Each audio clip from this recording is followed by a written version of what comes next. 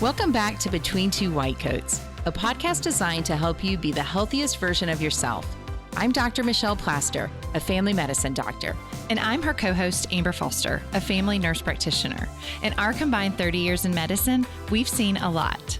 We're discussing key issues surrounding health and wellness, answering some of our biggest questions, overcoming health obstacles, and giving patient-centered advice in hopes of educating you and providing the tools you need to live a healthy life. If you find our podcast helpful, please consider subscribing so you don't miss an episode.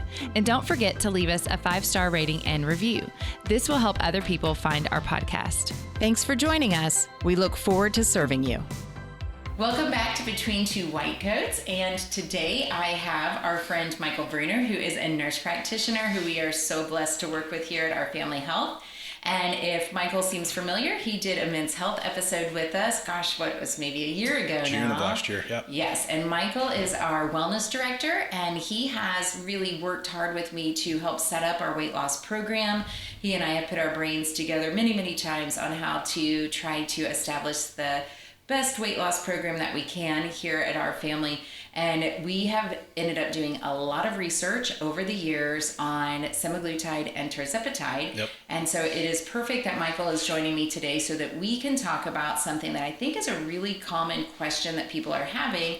These two drugs that are just out in the media every day. Yep. How are they the same? How are they different? What are the differences or similarities in our Semaglutide? Also, when you listen to a lot of these things, Semaglutide, Semaglutide, like how do you say, I'm going to go tomato, but the reps seem to say Semaglutide, so I lean toward them. Like however you pronounce your name is how I'm going to pronounce your name. Yep. But anyway, you may hear it a number of different ways. But let's dig in on the difference between Semaglutide and Tirzepatide. So okay, what comes to mind for you right off the bat on how you would describe these? So it is probably the most common question I get at the bedside is, what is the difference? How do they work? And what I tell people is they are very similar, but they are different. Semaglutide is what they call a GLP-1. That's the only component to that one. Tirzepatide has a little bit of that, but also a different component called a GIDP. And so that's one of the first things that I'll tell people is there's some different mechanisms between the medications. And when you're talking about weight loss specifically, Tirzepatide is typically a little more efficient or effective is the other thing that I will tell people. So yeah, and I think kind of the takeaway, they are not the same drug class. Right. Many times you'll hear people say, oh, they're the same drug class. And just like you're saying, both of them have a GLP-1. Semaglutide is only GLP-1. Right. That's how it works. Right. So it goes to your gut, and your gut already makes GLP. Yep. GLP-1 binds receptors, and it has a lot of different effects, works on multiple places in your body. And it works by making the food move through your stomach a little bit slower, right. And that makes you feel full for longer. Right. It works by moving to your liver and helping your liver not make new sugar when it doesn't need to. Right. It goes to your brain. The way that GLP-1s act on your brain is getting a lot of press and a lot of research. I think we'll be seeing come down the pipeline with that. But people say, I don't hear the food noise. I'm not having the cravings. Right. But along those lines, psychiatrists are even starting to recommend these drugs to people because of addiction. Right. The cravings for things other than food, cravings for alcohol, also quieted. When people are taking these drugs not for addiction, they're realizing it's helping them to drink less or to use drugs less. So it'll be interesting to see. There are no approvals for that right now. Right. It'll be interesting to see what happens down the road with that. Yeah. But it acts on your brain as well. So the GLP-1s have been around for quite a while. Yep. It's a large drug class. There's drugs that have been in this class and left the market because they were replaced by better drugs.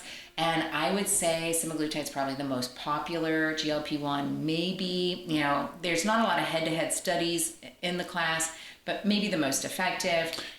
That's what I've seen clinically at the bedside. And even when we're talking about its use for diabetes, some of the other medications that we've used in the past to help lower glucose and A1C and things, I'm seeing better results with Semaglutide. So you're spot on. Yeah, so Semaglutide, called Ozempic, and this is always interesting because remember, drug companies get things branded and and they like to make sure that they have their copyrights, patents for as long as possible. Right. So it is exactly the same molecule as Ozempic for weight loss, and that's a once a week shot. Right. It is exactly that same molecule called Wegovy. So Ozempic for diabetes, Wegovy for weight loss. Right. Dosing a little bit different. Wegovy goes a little bit higher Right. in the doses. And then it is the same molecule in an oral form as Rybelsus, Right. and that's a once daily, and that is approved for diabetes. Right. So we have 3 semaglutide molecules, all made by Novo Nordisk, Yep. called different things, and FDA approved for different reasons. Right. Been around for longer. Right. And so this we can say we have more experience with. I've been prescribing GLP-1s for most of my career. I remember when they first came out, and I remember learning about Byetta and Victoza, and I was like, oh, this is big. Right. This is going to change. Yeah. Before, what we gave people for diabetes traditionally made them gain weight. Right. So we're asking you to lose weight, and then we're giving you a drug to make you gain weight. Right. And then comes this whole class that helps people lose weight. Right. And that was remarkable, and we felt good about it. And so it was around for diabetes. And as far as semaglutide goes, Ozempic was approved in December of 2017. Right. And then Rybelsus came around as the pill 2019. Wegovy as the weight loss injection came around in 2021. Right. Now we have Eli Lilly, competitor of Novo Nordisk, that's doing their own research, and they find this, take the GLP-1 and mix it with a GIP, and so it's its own drug class. It's the only, Mounjaro is what is branded as by Eli Lilly, and that is the brand name of Tirzepatide. Right. And it is the only drug in its class. So it is a different drug class than the GLP-1s. It was approved as Mounjaro, much more recent in 2022, and then approved as Zepbound for weight loss in November of 2023. Right. So that's sort of how you see these things, and it gets really confusing, and welcome to our world when one drug has 5 names. Yep. And in med school and NP school, we have to memorize all of them. Yep. Like, who are the evil people who do this? Then really we can look at the physiology and say, okay, they both work in all these different parts of our body, and because they're similar, where Mounjaro has the GLP-1, GIP, I think, sort of helps the GLP-1 be more effective. I would agree. So just like you said, we tend to get a greater A1C reduction. Right. Research shows that the A1C reduction for Mounjaro is about 2 to 2.5 points. A1C reduction for semaglutide, for Ozempic, is more like 1.5 to 2 points. Right. Not a massive difference, but you'll get a bigger difference. drop. Yeah. Yep. And it matters when we're trying to get someone from 8 to 6, to yep. 6.5. Yep. And we need every point counts. Yep. When Mounjaro first came out, I would say we were all pretty excited. We the white coats were pretty excited about it, because suddenly you got this person who's been hanging at high sugars, and you get their sugar down, but then they're also losing weight. Right. And then by losing weight, their sugar's dropping better. Right. Yep. So, I will say there are patients that we start on these drugs and we're like, I'm never going to get their A1C below 11. Yeah. And then suddenly we're, feeling real good about ourselves as doctors because their A1C is 6. Right. Yeah. And I don't take any credit when people's numbers are bad, but No. I take all the credit when their numbers are good. Like, that was all me giving you the right stuff. So Mounjaro has that GIP that works with the GLP.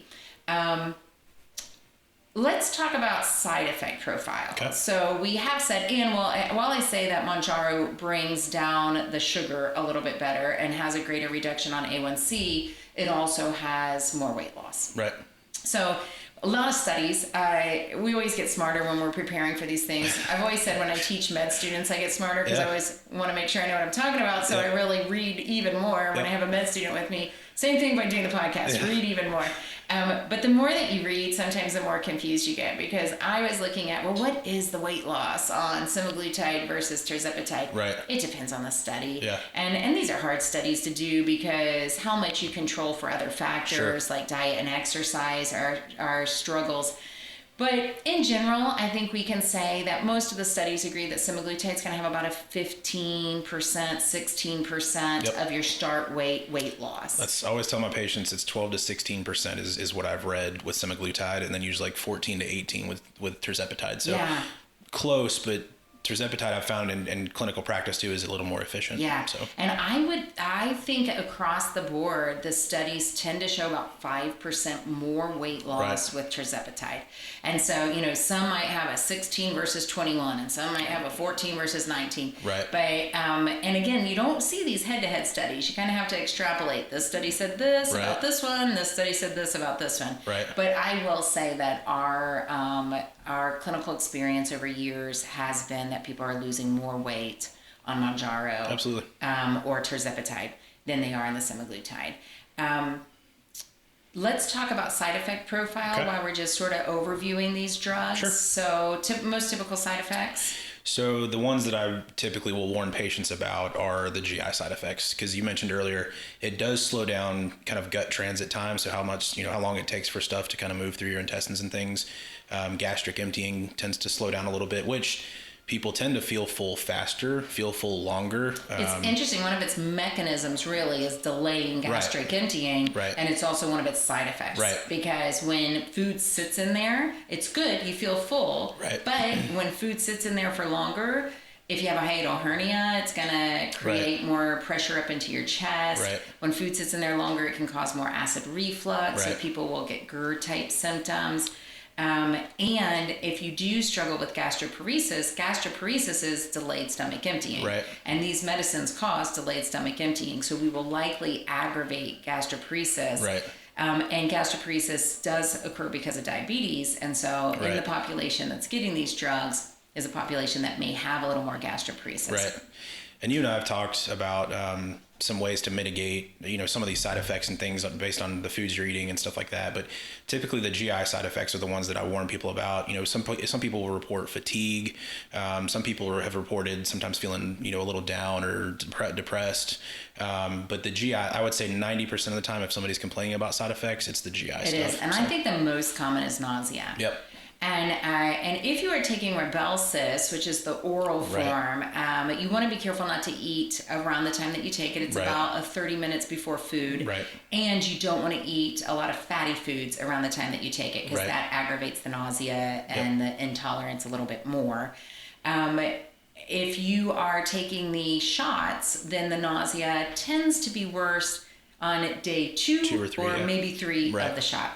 And so lots of times you take your shot and you're like, I feel great. And then by the next morning you forgot that you took a shot yesterday and you're like, oh, I should go test. Am I pregnant? I feel terrible. I'm going to vomit. And then you realize like, oh, wait, I had that shot yesterday. It is typically day 2 or 3. Normally after day 3, that tends to subside. And again, there are some ways that you can attempt to decrease the nausea and being careful about what you eat and all of these. So nausea being a big one. Some people constipation or diarrhea. This is a hard one because some people go to constipation, some people go to diarrhea, so it's kind of hard to know.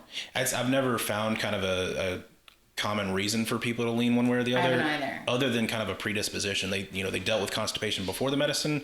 They tend to be a little constipated or more constipated. It's like Murphy's Law. Like if you're constipated, it's not going to loosen things. It's just going to make that worse. Yeah, and so I think that the GI is head and shoulders above all the other issues.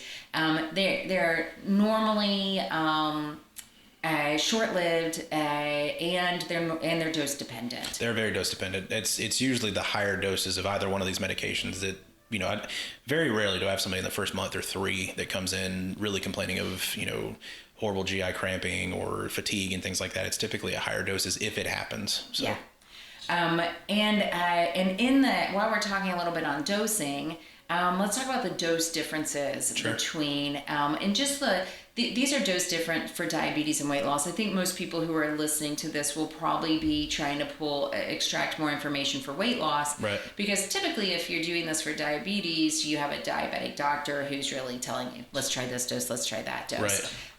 So if you are navigating this and trying to figure out what dose do I want to do or how should I do this for weight loss, what are the doses in semaglutide as Wegovy or for weight loss? Sure. So semaglutide, you'll start at 0.25 milligrams. and it's a once a week injection. And then you'll titrate up every 4 weeks as long as you're tolerating the medication okay. So it's 0.25 milligrams, and then 0.5, 1, 1.7, 2.4. And that's every month. You really don't want to titrate any faster than that or skip doses because of those side effects. We've talked about contraindications before we kind of started filming, and pancreatitis is one of them. So if you go too high on your dose too fast, you could cause some inflammation in your pancreas, and that hurts very bad. So it can be very serious. Yes, and it can cause irreversible damage. Yeah. People will get very sick when they have pancreatitis. The treatment for pancreatitis will assist your weight loss efforts because it's nothing by mouth for days. Right. You truly are starving for days. It's tough and it's dangerous, and you don't want to cause scarring in your pancreas. And so you have to. You don't have to, because unfortunately we know people who don't. You should titrate these up as the manufacturers have done the research. So people are like, I want to lose weight, and more drug equals more weight loss, and that is true. As you get to higher doses, it's more effective. Right. And so they want to skip doses, or they want to double their dose and say, well, I was fine on 0.5, so I'm just going to double it and jump to 1 in 2 weeks. Yeah. And you get sicker, and those are the people that are messaging or calling up here, and hey, I'm having stomach pain or whatever it is, and that's I talked to when we built these programs.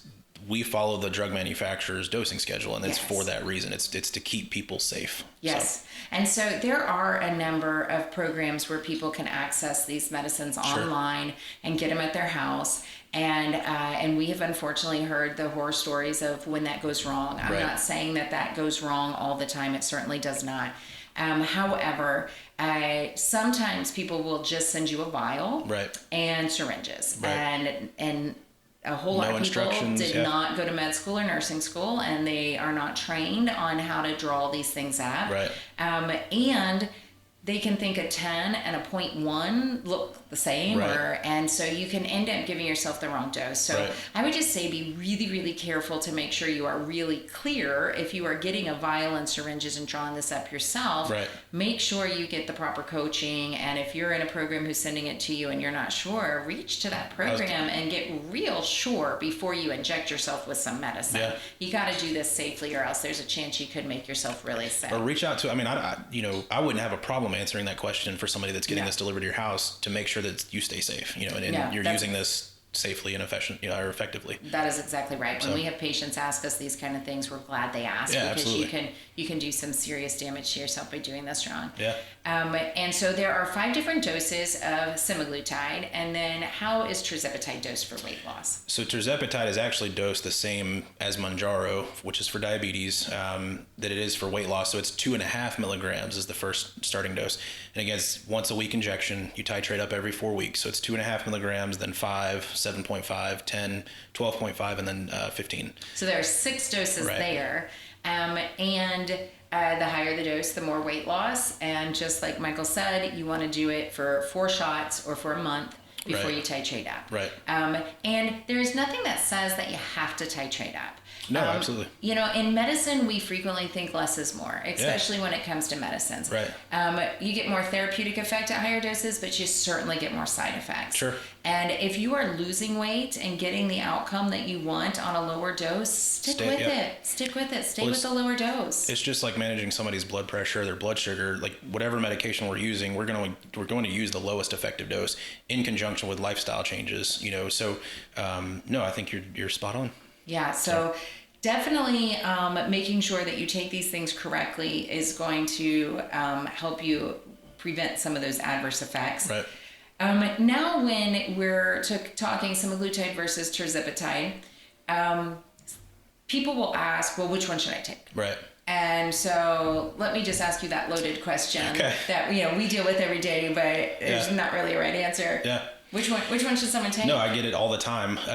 And they are similar enough to where the contraindications are the same. And so if you answer those questions, we've talked about the history of thyroid cancers and things in your family or personally. So a medullary thyroid cancer is a complete contraindication. It's a black box warning on anything in the GLP-1, including Mounjaro, because of the GLP-1 component of it. It's a reason not to take it when we're talking about this may cause cancer. Now, will this black box warning always be there? Amber and I talked about in our other semaglutide and weight loss episode, It was only ever found in rats, Right. and they may change that over time. Right. But the simple fact of the matter is, this is not the right drug for you if it may cause cancer in you. Right. So if you have a history of medullary thyroid cancer, then it's a no. Which statistically is pretty rare. Very rare. And so, then the next question is, okay, I can take these medications. Which one should I take? And to me, it's kind of like we talked about earlier, Tirzepatide tends to be a little more effective or efficient for weight loss. And so if we are talking about it strictly for weight management, that is the one that I would usually suggest for people. Side effects typically are less common with Tirzepatide. Semaglutide is still very effective. And so it kind of is just a personal conversation and recommendation on, what the patient feels like is best for them. But after answering and making sure there's no contraindications, they're both very effective. They're both very similar. And so, it's really just a conversation between you and the patient. And, I would say that when it comes right down to the real of medicine, the real is often what can you afford. Right. And so if one is approved on your insurance and the other one isn't, well, then it was decided makes it easy, for us. yeah. Thank you, insurance company. Right. You have narrowed it down. Right. And if you have diabetes and we need greater A1C reduction, we're going to lean toward Mounjaro. Yep. And most of the time, I think if you're working to lose weight, you would say, I want to go toward the one that I can lose my weight faster. Right. However, Tirzepatide is more expensive. Right. And so whether you are getting, depending on your insurance coverage, but whether you are buying this as the branded or buying this as compounded generics, Tirzepatide is often it's a financial reason Right. for why people might not go with that one. Right. And you may lose just as much weight. You may do just as well on semaglutide. Right. What if you're on one and you're not tolerating it well? Can you switch to the other? So when patients ask, about switching over, if they report not tolerating it well, first I want to know what they mean. Is it a lot of side effects and things like that? Again, it's usually less with Tirzepatide, but a lot of people will come in and say, hey, I've been on semaglutide for 6 months. I haven't really seen the weight loss that I want. Can I switch? And I tell them it's not a direct apples to apples switch. You can't take the highest dose of semaglutide and switch over to the highest dose of Tirzepatide. Right. And titrating up one gives you more tolerability of the GLP-1 kind of in general. Right. But it's not the same rule as it's not apples to apples. So Right. it's not like you've titrated up the other. Right. So we, you and I have talked, and there's no really clear recommendations on, if I'm on 2.4 milligrams of semaglutide, what do I start on, or what do I take in Tirzepatide? So typically we will back the dose down a little bit, and you can switch over, and typically you will tolerate the other medication just fine. Same thing, I've had some people go from Tirzepatide to semaglutide. And so, there's not a lot of clear guidelines and things, but typically if people are tolerating one okay, the other one will be just fine. So yeah, and so we'll typically, like Michael was saying, there's 5 doses on the weight loss version for semaglutide, Right. and if you're on the highest dose, then we'll typically back you down to there's 6 in Mounjaro Right. or in Tirzepatide or Zepbound. And so we'll typically back down because you haven't exactly had that chemical. Right. So we'd rather go a little bit lower to make sure you tolerate it, get your body used to Right. the GIP component, and then on the same after 4 shots, titrate up so that we make sure that we don't make you sick. Well, and a lot of people too, because at the bedside we'll talk about intermittent fasting and other lifestyle modifications. So if somebody is fasting regularly, and I give you something that's going to make your glucose go down a little more efficient with Mounjaro and things, I want to make sure you're not going to bottom out, your sugar and pass out and things like that. So we usually will knock you down, a couple dosing tiers. See how you tolerate that for a month or so, and then just kind of go up from there. In general, it is typically safer to undertreat these things. You Absolutely. can always go up Absolutely. than to overtreat, especially a once-a-week shot. We can't take it back out of you Right. once we put it in. So we would rather step the dose back to make sure that we're first doing no harm. Right. And if that's something people are doing, I would recommend that you maybe step the dose back 1 or 2 doses before you start titrating up. Yep. One other thing that I think is important and challenging to understand in how these medicines are available is the fact that they're available as a generic. Sure. The fact is that these medicines are branded Mm-hmm. and they have not come off of brand. So Novo Nordisk owns semaglutide, Right. and Eli Lilly owns Tirzepatide, and they have not got off that, nor do I suspect that will happen anytime soon because Right. they keep getting it rebranded for a new cause. Right. And so I think a couple of other important things to recognize are that these are available through compounding pharmacies. There are thousands of compounding pharmacies in this country. They are not created equal. Nope. And so because there is a national shortage on these medicines, there's a law that says you can make the generic compounded if there is a national shortage. Right. And so as long as there's a national shortage, and I think as long as we have an obesity epidemic, they are not going to be able to keep up. No. But as long as there's a national shortage, then compounding these into the generic is legal, and then those compounded are available through prescribers. It Right. is something that you should have a prescription for. Absolutely. And I would say if you are looking online at these and it does not require a medical provider to participate in prescribing it, then Run. be careful. Yep. Run Yeah. fast, run hard. And if possible, really try to get the information about the compounding pharmacy that's doing it.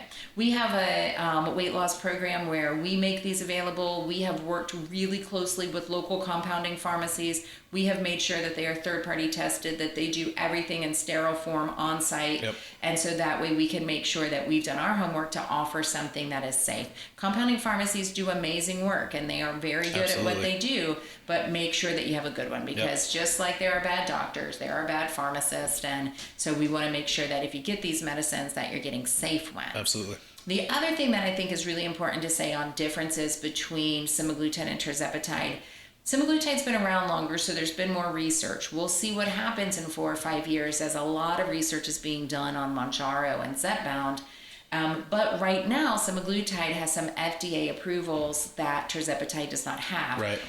So there is a cardiovascular risk approval, Which is awesome. which is amazing, Yeah. because diabetics and obese people will most likely have their cause of death be heart attack or Right. stroke.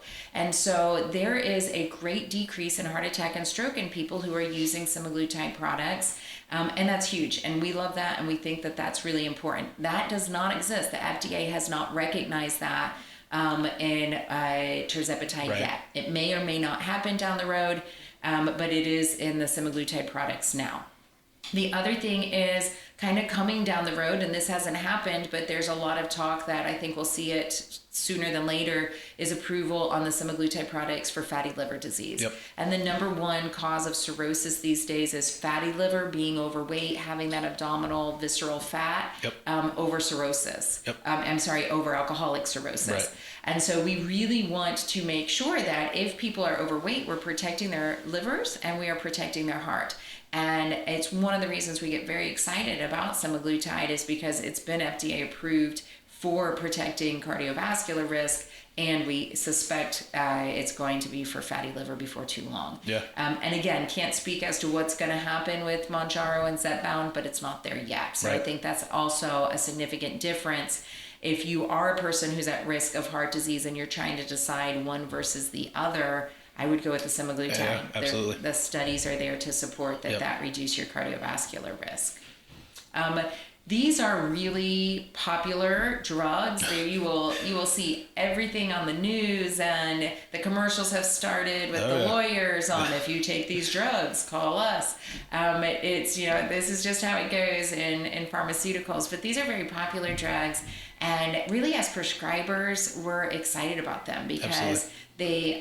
they are safe when used appropriately. Right. And they're helping us with some really big struggles, like the chronic disease of obesity, as well as being really great for diabetes and reducing some risk of heart disease. So hopefully this has helped you kind of fish through two common things that you hear a lot about, tirzepatide and semaglutide, and you'll know a little bit more about how they're similar and how they're different. Yeah.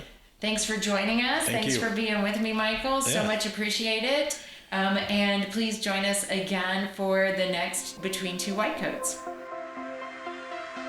We'd like to leave you on a good note. So today's Tell Me Something Good is brought to us by our very special medical assistant, soon to be physician assistant, Kelly. Kelly, tell me something good.